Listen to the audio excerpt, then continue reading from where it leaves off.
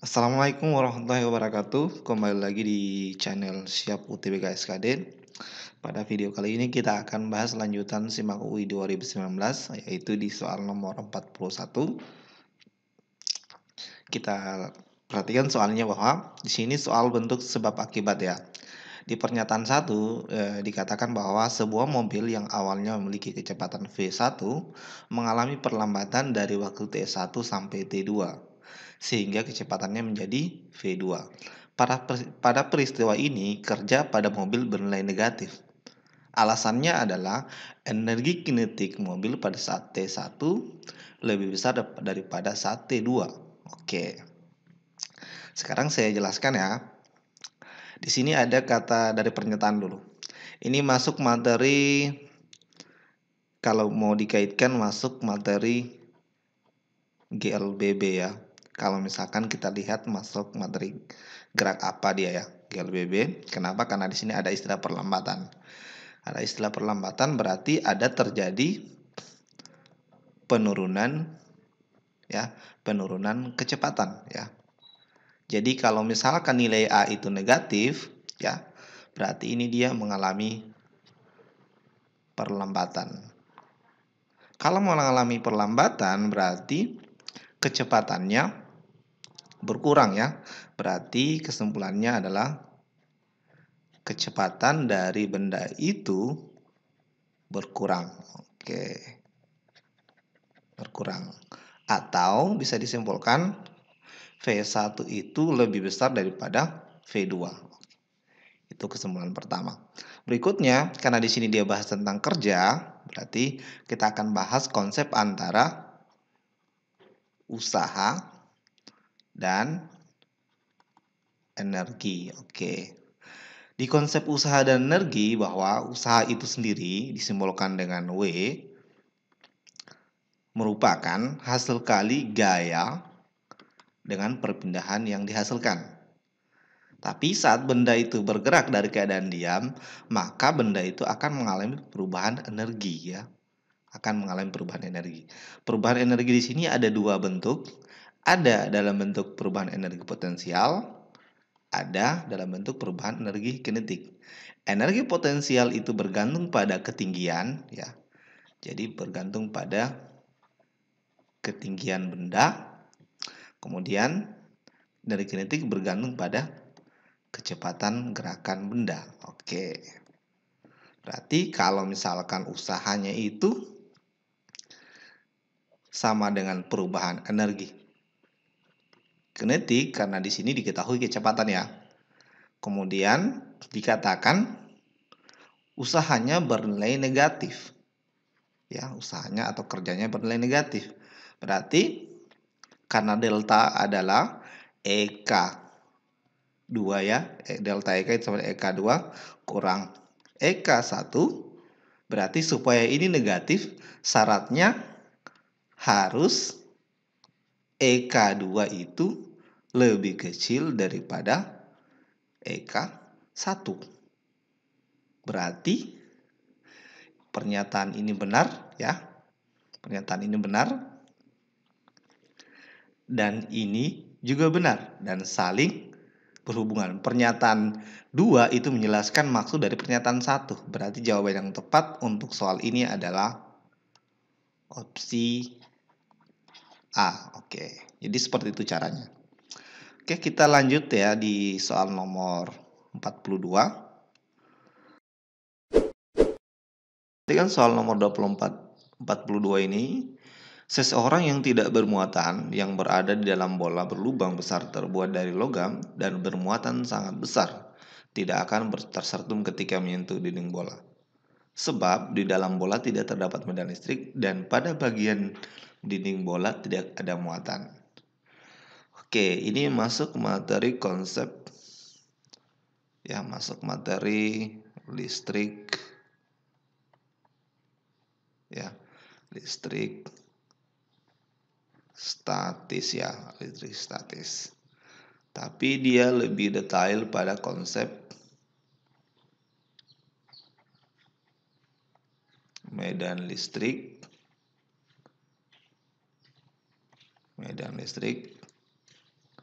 dan potensial listrik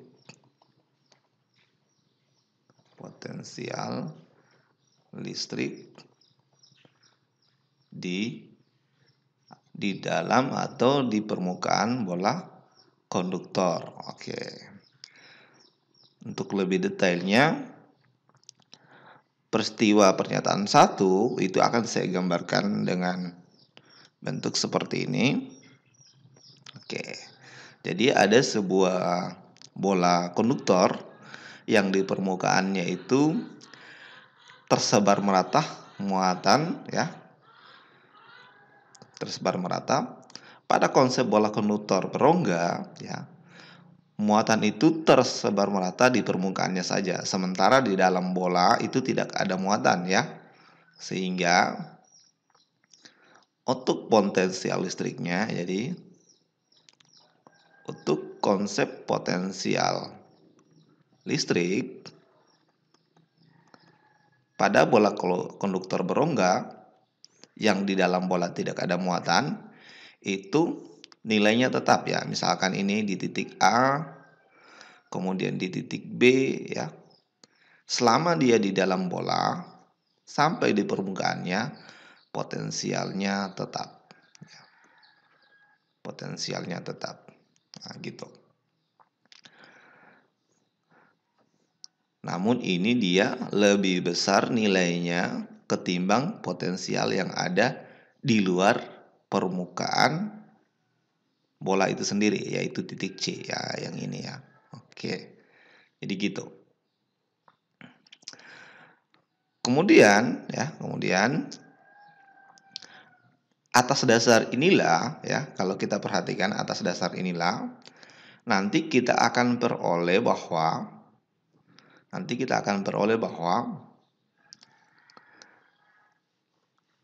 orang yang berada di dalam bola, ya, karena orangnya juga kebetulan tidak bermuatan, ya, yang berada di dalam bola ini tidak akan tersetrum ketika menyentuh dinding bola.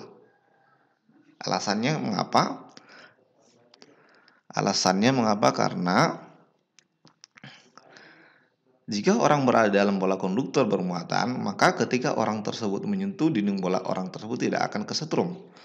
Karena muatan tidak akan mengalir ke tubuh orang tersebut.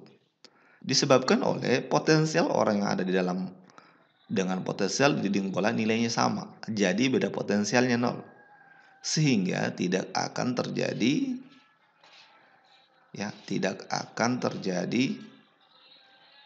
aliran muatan listrik, ya. Tidak akan terjadi aliran muatan listrik, sehingga dia tidak akan tersetrum, ya. Tidak akan terjadi aliran muatan listrik karena tidak ada beda potensial, di mana aliran muatan listrik dapat terjadi jika ada perbedaan potensial di daerah tersebut. Oke, itu konsepnya. Maka pernyataan pertama ini benar. Oke, gitu. Sebab alasannya gini, di dalam bola tidak terdapat medan listrik. Pada bagian dalam dinding bola tidak ada muatan. Ini juga benar. Kenapa? Karena berdasarkan hukum Gauss, ya, atau menurut hukum Gauss, jumlah garis gaya listrik yang menembus salah satu luas permukaan, yaitu flux listriknya, sebanding dengan jumlah muatan yang dilengkapi oleh permukaan tersebut. Jadi sebanding. Karena kalau misalkan permukaan Gaussnya kita buat di dalam bola, ya, otomatis karena bolanya ini di dalam bola ini tidak ada muatannya hanya tersebar merata di permukaannya, otomatis kita bisa peroleh bahwa jumlah keseluruhan muatan di dalam bola itu sama dengan 0. Sehingga kita akan dapatkan bahwa medan listriknya di situ sama dengan 0, ya. Itu disebabkan karena tidak ada muatan di dalam dinding bola. Oke. Jadi itu alasannya. Ini benar Dan ini saling membantu ya, saling menjelaskan. Berarti merupakan pasangan hubungan sebab akibat. Berarti kalau hubungan sebab akibat dan benar-benar berarti jawabannya adalah A. Oke. Jadi konsepnya seperti itu. Kalau masih ada pertanyaan yang ingin ditanyakan, silakan ditanyakan di kolom komentar ya. Oke. Kita lanjut lagi di soal nomor 43. Soal nomor 43, suatu kisi difraksi yang memiliki 500 celah per cm dapat digunakan sebagai peralatan inframerah. Spektroskopi ya, spektroskopi itu semacam bidang fisika yang meneliti tentang gelombang elektromagnetik yang biasa digunakan untuk industri ya, atau peristiwa ya, difraksi, kemudian interferensi dan lain sebagainya. Karena kisi ini pernyataannya mempunyai jarak antar celah sekian dan besar sudutnya difraksi bergantung pada panjang gelombang. Kemudian pernyataan 3 dapat mendispersikan warna. 4 dapat mempolarisasikan gelombang. Oke, kita mulai dari pernyataan 1 ya. Jadi di sini ada jumlah kisinya ya, jumlah kisi. Ini jarak antar celahnya 2 kali 10 pangkat minus 5 meter. Jadi jarak antar celah itu sama dengan seper jumlah kisi ya. Berarti seper 500 cm. 500 cm. 1 cm itu 10 pangkat negatif 2 ya. Nah, kalau dalam satuan meter. Berarti ini positif 2 ya, sorry. Karena ini kan per sentimeter. Berarti seper berapa ya? Seper 10 pangkat minus 2. Sehingga ini kita dapatkan nanti nilainya adalah hasilnya seper 5 kali 10 pangkat negatif 4. Atau sama dengan 0,2 kali 10 pangkat negatif 4. Ini hasilnya adalah 2 kali 10 pangkat negatif 5 meter. Berarti ini benar. Oke. Berikutnya, besar sudut difraksi yang terjadi tergantung pada panjang gelombang sinar yang datang. Oke. Pada kisi difraksi, sudut yang persamaannya itu biasa dituliskan dalam bentuk seperti ini. D sin theta. Theta itu adalah sudut difraksi ya. Itu sama dengan lambda. Nah, gitu. D sin theta sama dengan lambda. Atau biasa di sini pakai istilahnya kata N ya. N itu menyatakan bahwa jumlah pola difraksi yang terjadi ya. Jumlah pola difraksi yang terjadi biasa misalkan pada pola terang pertama atau gelap pertama dan seterusnya. Oke. Di sini katakan besar sudut difraksi yang terjadi bergantung pada panjang gelombang sinar yang datang. Kalau dihitung berarti sin theta sama dengan N kali lambda per D. Oke. Jadi memang sudutnya itu akan sangat bergantung pada sangat bergantung pada panjang gelombang ya. Karena nilainya sebanding dengan panjang gelombang itu sendiri. Oke, berarti ini juga benar. Sekarang kita lihat pernyataan 3. Kisi difraksi itu dapat digunakan untuk menunjukkan dispersi cahaya ya. Karena difraksi itu dia dapat menguraikan cahaya. Ketika cahaya diarahkan ke kisi difraksi, maka cahaya tersebut dapat terurai oleh kisi difraksi tersebut. Sehingga pernyataan 3 juga benar. Polarisasi ya, oke. Dapat mempolarisasikan gelombang. Nah, di sini polarisasi cahaya dapat terjadi atau dapat terbentuk akibat pertama, pemantulan cahaya atau refleksi, pembiasan cahaya atau refraksi, penyerapan cahaya biasa disebut absorpsi, dan penghamburan cahaya. Sedangkan difraksi tidak dapat menunjukkan polarisasi cahaya. Sehingga pernyataan 4 salah ya. Berarti jawaban yang paling tepat untuk soal ini adalah jawabannya opsi. Berarti jawabannya yang paling tepat adalah opsi A. Karena pernyataan yang benar 1, 2, dan 3. Oke, mudah-mudahan dapat dimengerti. Kalau ada yang ingin ditanyakan, nanti bisa ditanyakan di kolom komentar. Kita lanjut di soal nomor 44 ya. Oke, di soal nomor 44, saat menembak menggunakan senapan laras panjang, seseorang akan terhentak ke belakang karena, misal gini. Ini kita anggap orang dan senapan ya. Jadi ini orang, ini sebelum menembak. Ya, kondisinya seperti itu. Kemudian nanti dia akan menembak sehingga nanti ini orang akan bergerak ke belakang. Kemudian peluru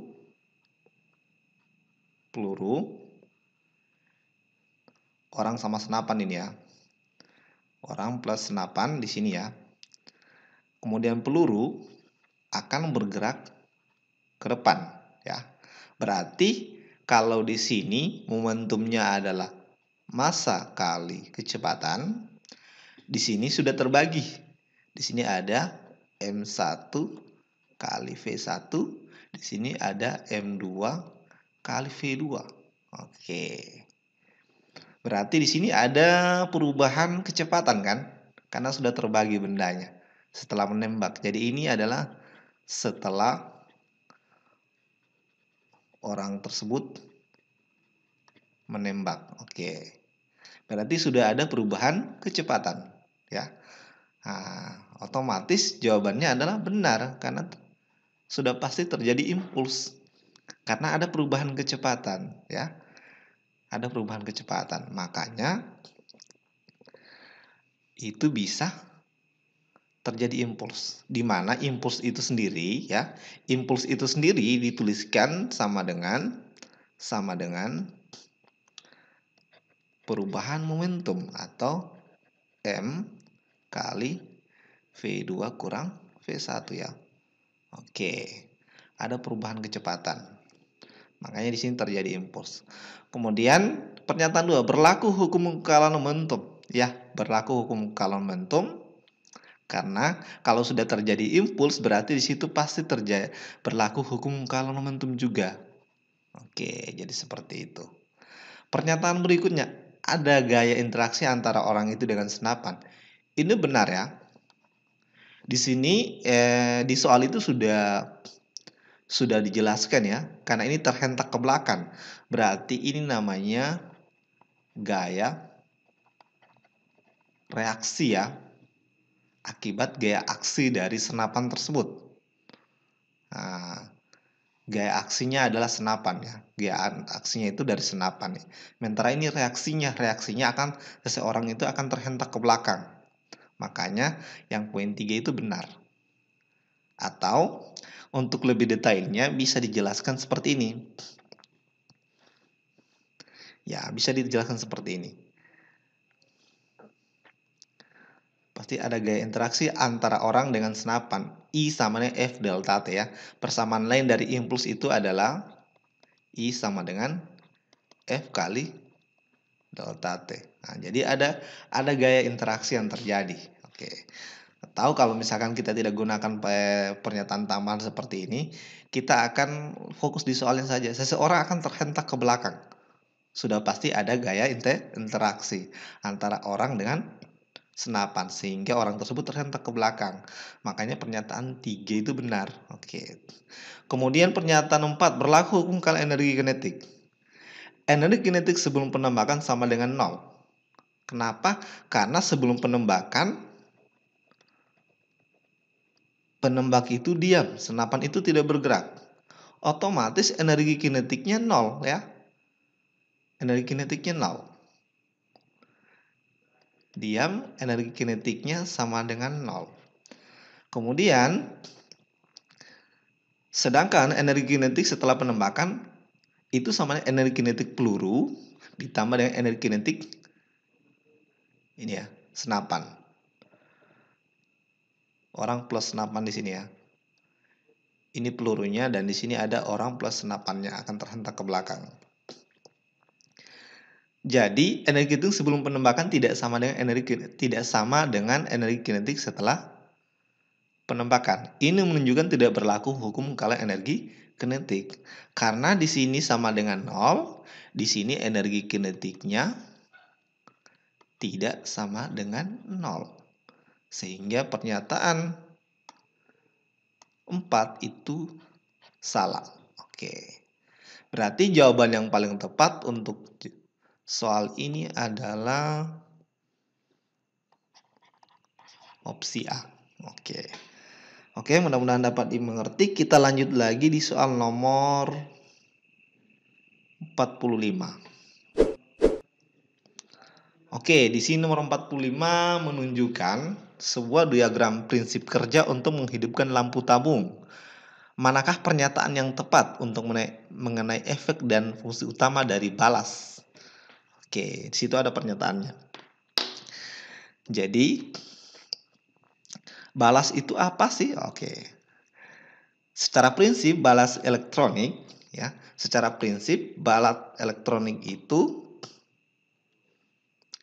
berfungsi untuk memberikan sumber tegangan untuk menyalakan lampu TL dari tegangan 220 volt PLN. Ya. Berfungsi. Kemudian rangkaian balas elektronik terdiri beberapa bagian seperti berikut. Ada rectifier berfungsi untuk mengubah tegangan listrik dari 200 menjadi tegangan tinggi 320 volt. Berarti pernyataan 1 benar. Oke. Kemudian ada fungsi lainnya mengubah arus DC menjadi AC ya. Mengubah tegangan atau mengubah sumber tegangan DC menjadi AC. Oke. Fungsi yang ketiga adalah berfungsi sebagai starter untuk menyalakan lampu TL untuk pertama kali.